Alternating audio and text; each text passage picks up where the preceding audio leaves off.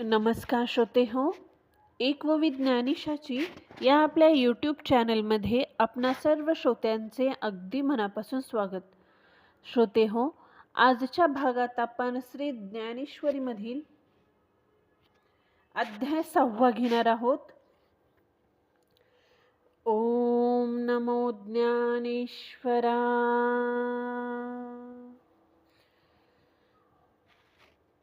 मग राया ते म्हणे संजयो, तोची अभिप्रायो अवधारी जो. कृष्ण सांगती आता जो, योगरूप सहज ब्रह्मरसाचे पारणे. केले अर्जुना लागी नारायणे, की तेची अवसरी पाहुणे. पातलोत आम्ही कैसी दैवाची आगळीक नेनिजे. जैसे तान्ह्या लिया तोई सेविजे, की तेची चवी करोनी पाहिजे. तव अमृत आहे तैसे आम्हा तुम्हा जाहले. जे आडमुठी तत्व फावले, तव धतराष्ट्रे म्हणितले. हे ना पुसे तू ते.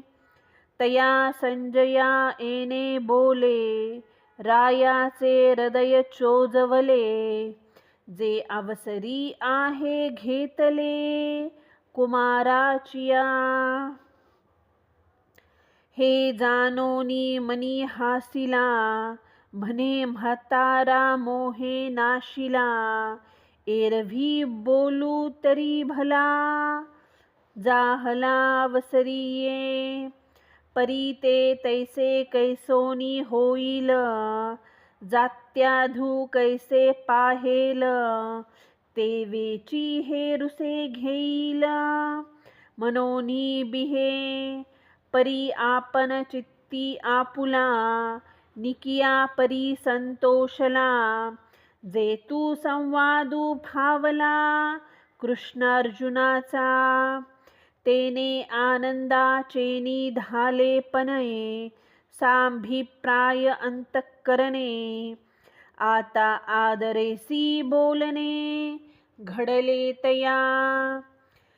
तो गीते माझी षष्ठीचा, प्रसंग असे आयानीचा.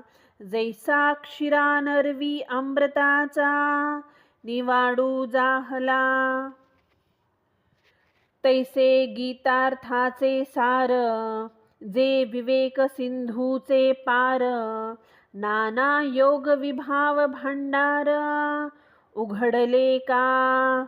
जे आदी प्रकृतीचे विसवणे, जे शब्द ब्रह्मासीन बोलणे. जेथोनी गीतावल्लीचे ठाणे, प्रराहो पावे. तो अध्ययू साहवा, वरी साहित्याचिया बरवा. सांगे जैल म्हणूनी परिसावा, चित्तदेवोनी. माझा मराठाची बोलू कौतुके, परी अमृत तेही पैजा जिंके. ऐसी अक्षरे रसिके, मेळवीन.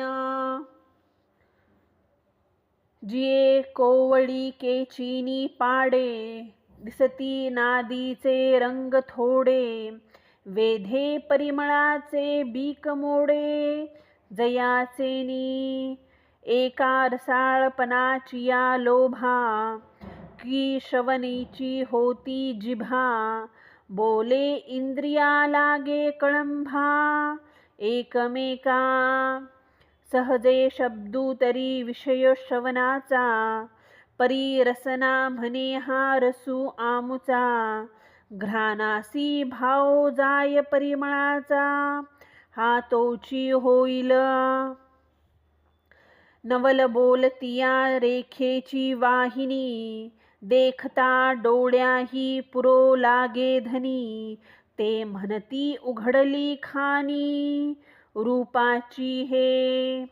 जेथ संपूर्ण पद उभारे, तेथ मनची धावे बाहिरे. बोलू भुजाही आविष्कारे आलंगियावा एशिया इंद्रिये आपुलिया भावी झोंबती परितोर सरसेपणेची बुझावी जैसा एकला जग चेववी सहस्त्र करू तैसे शब्दाचे व्यापकपण देखिजे असाधारण पहातया भावज्ञा भावती गुण चिंतामणीचे हे असो तू या बोलाची ताटे भली वरी कैवल्य रसे ओगरिली ही प्रतिपत्ती मिया केली निष्कामासी.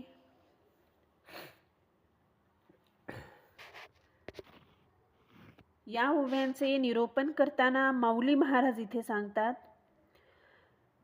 हा 6वा अध्याय आत्मसंयम योग हा अध्याय म्हणजे गीतार्थाचे सार आहे. जणू विचाररूपी समुद्राचा पैलतीर आहे. अष्टांग योगाच्या ऐश्वर्याचे खुले केलेले भंडारच आहे. जे मूळ मायेचे विश्रांती स्थान आहे, ज्याचे वर्णन करण्यास वेद समर्थ नाहीत व ज्यात गीतारूपी वेलींच्या अंकुराचे स्वरूप वाढीला लागलेले आहे, असा हा 6वा अध्याय आहे. शिवाय तो अलंकार सजवून सांगितला जाईल म्हणून लक्ष देऊन ऐका. माझे हे कौतुकाचे बोल मराठीत आहेत खरे, पण प्रतिज्ञापूर्वक सांगतो, अमृतालाही पैजेने जिंकतील अशी रसाळ अक्षरे रचून मी गीतार्थ सांगेन. असे हे कोमल सप्तस्वरांपेक्षाही मंजूळ शब्द असा वेध लावतील की त्यापुढे सुगंध फिका वाटावा. यांचा रसाळपणा असो की कानांना जिभा फुटतील, इंद्रिय शब्दांना मोहून जाऊन परस्परांशी भांडतील. जेव्हा शब्दांपासून संपूर्ण वाक्य बाहेर पडले तेव्हा मन बाहेर निघेल आणि आपले बाहू उभारून त्या वाक्याला आलिंगन देण्यास धावतील. अगदी त्याचप्रमाणे सर्व इंद्रिय माझे माझे म्हणून भांडण करतील, पण हे शब्द सर्वांचे सारखेच समाधान करतील. ज्याप्रमाणे एकटा सूर्य उदयास आल्यावर आपल्या सहस्त्रवधी हातांनी जगाला जाग आणतो आणि सर्व जगांचे व्यापार घडवतो, अगदी त्याचप्रमाणे शब्दांचे व्यापकपण असामान्य आहे असे समजावे. याचाच विचार करून अभिप्राय जाणणाऱ्यालाच यात चिंतामणीसारखे गुण दिसून येतील. इथे माऊलींनी निष्काम सज्जनांच्या मेजवानीसाठी शब्दांची ताटे ठेवली आहेत आणि त्यात मोक्षांची पक्वान्ने वाढली आहेत.